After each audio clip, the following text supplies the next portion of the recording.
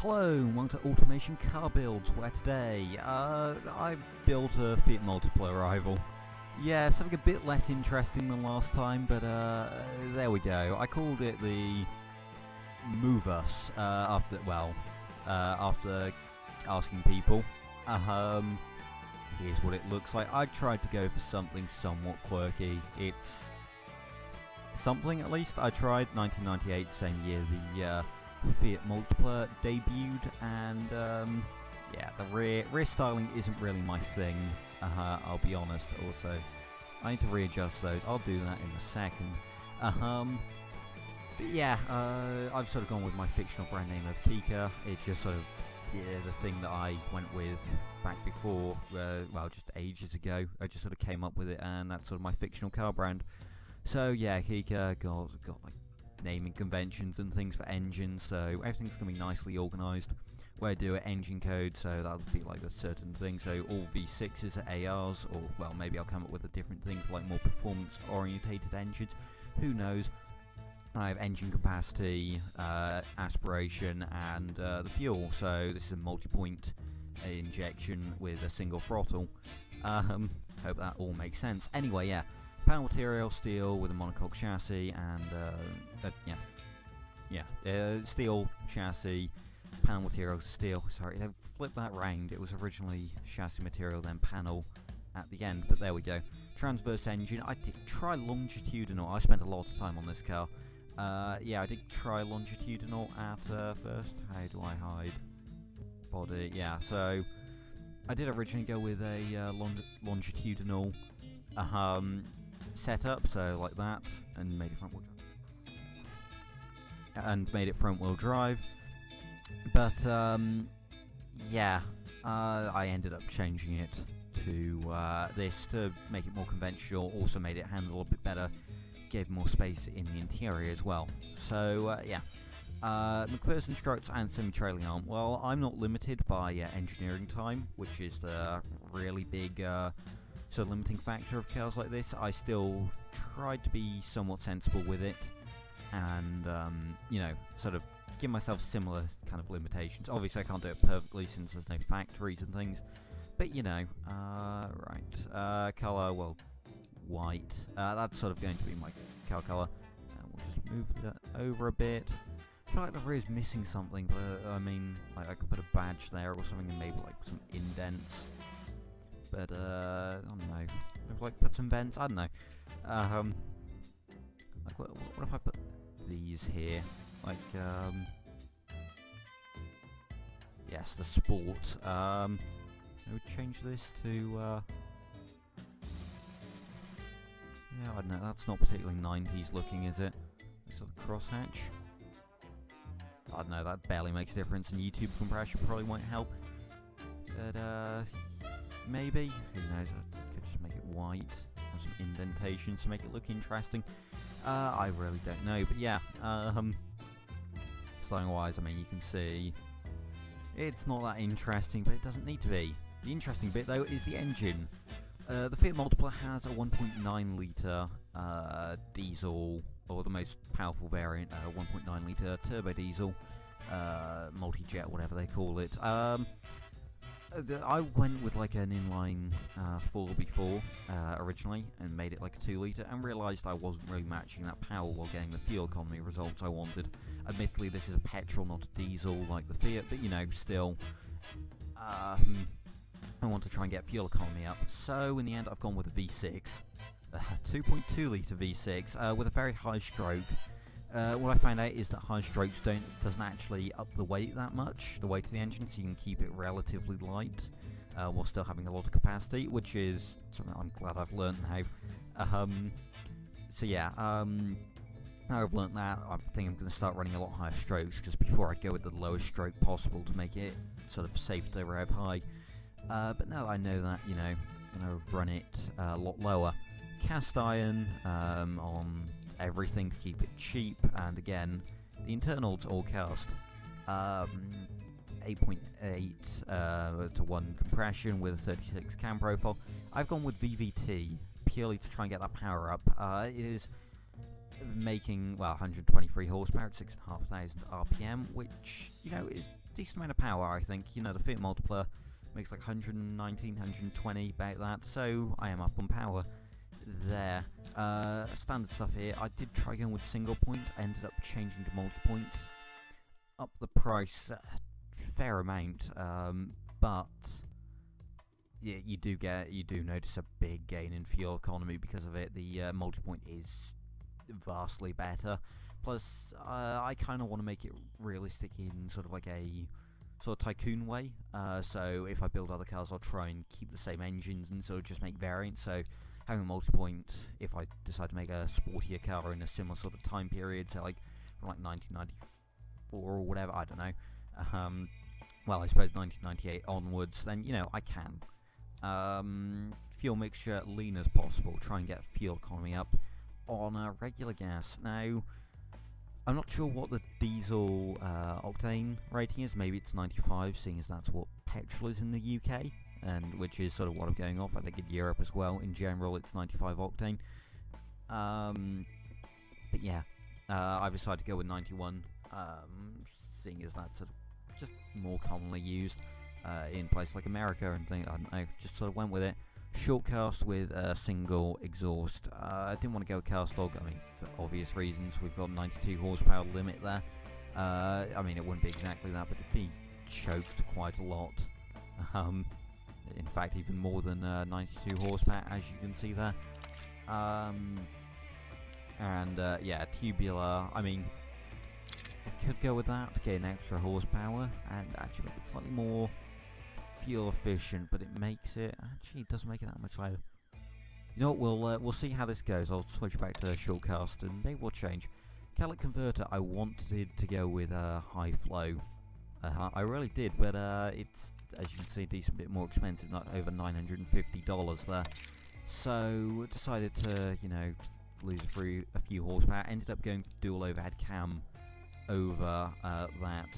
It was about the same gain in horsepower, but yeah, and it just in general, but yeah, ended up going with a freeway and dual overhead cam rather than a single overhead cam, and yeah, high flow freeway just because the cost difference. Well, a single reverse flow muffler, it's sort of the middle ground one.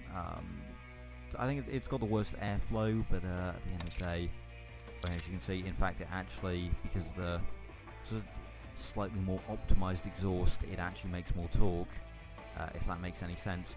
I suppose we should listen to how it sounds, even though it isn't a performance car, so yeah.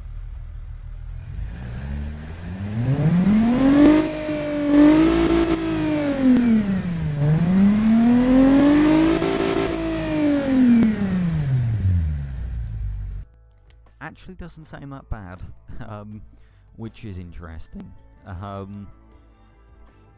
Yeah, gear ratio as well. I mean, well, it's a front-wheel drive, advanced automatic, obviously. There's very little different in here. It costs the same. It's just slightly more production units and engineering time. And I think, considering the kind of gains you get, I mean, look at the changes there. It's obvious to go with a advanced automatic. Yeah, full speed.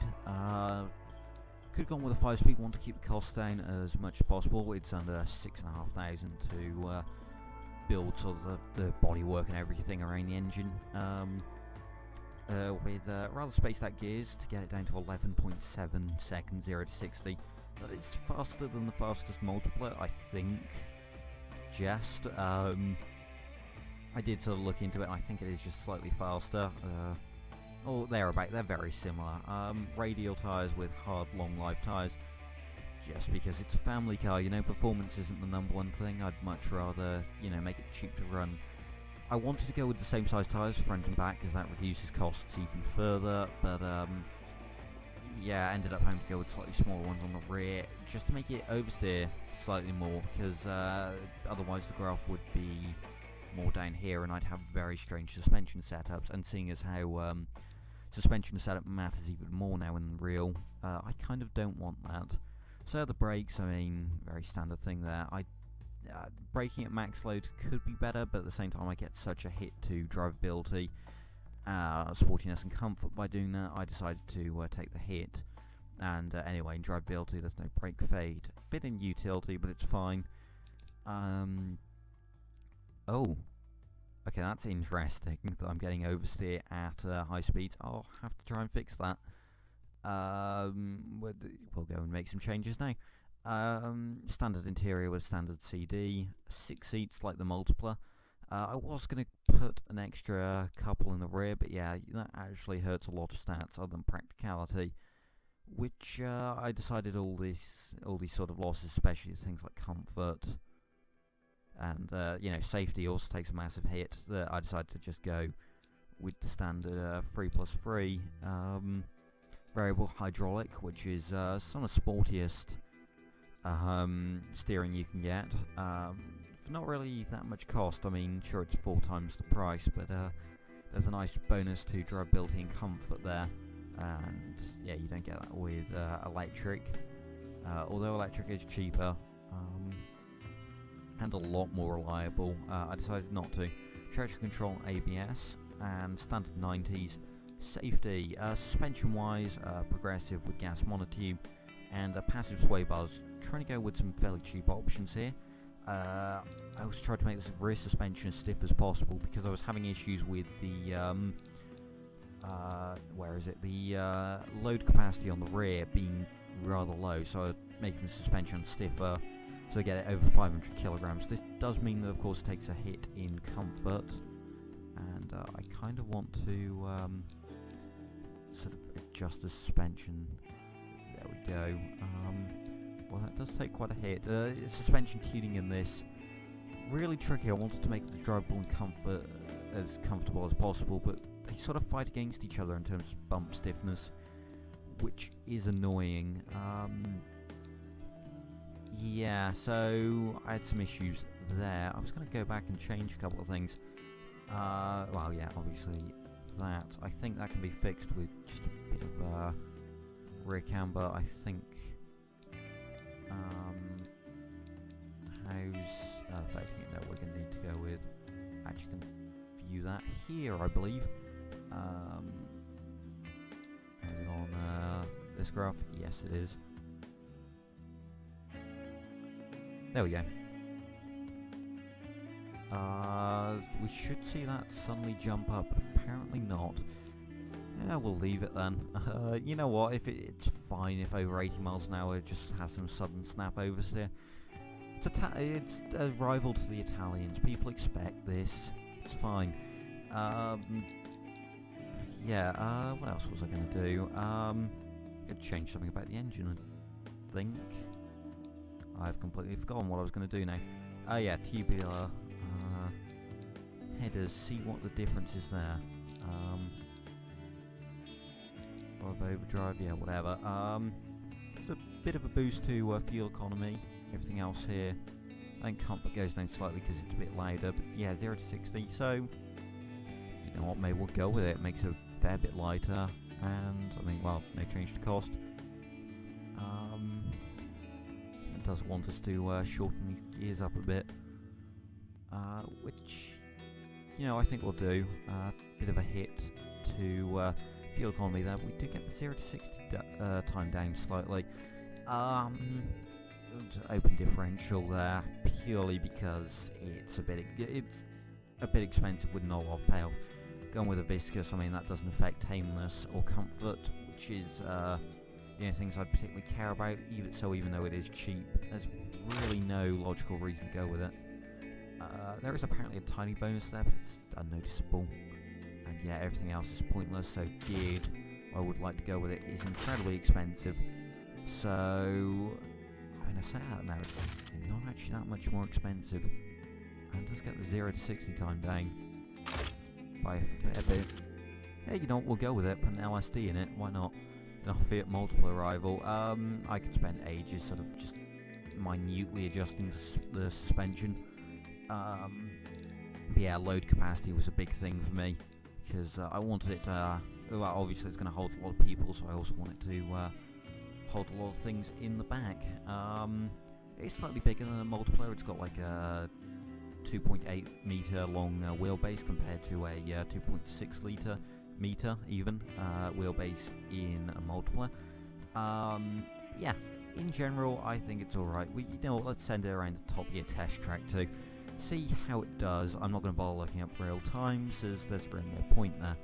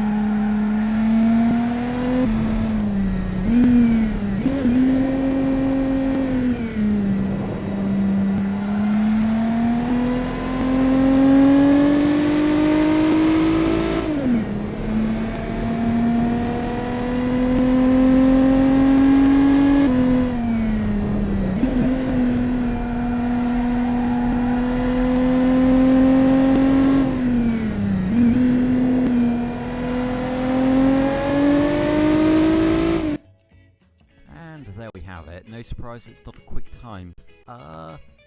Still about as quick as some of the stars in a reasonably priced car. Interestingly, if my memory serves correctly, which I think roughly it does. Although I think that version of the Top Gear test track is slightly smaller. Even so, I'll take it. But yeah, anyway, there we have it. Tell me down below in the comments which you prefer, a Multipla or this. And, you know, suggest cars for me to build rivals to. And, yeah, thank you for watching. Don't forget to leave a like and subscribe. And until next video, goodbye.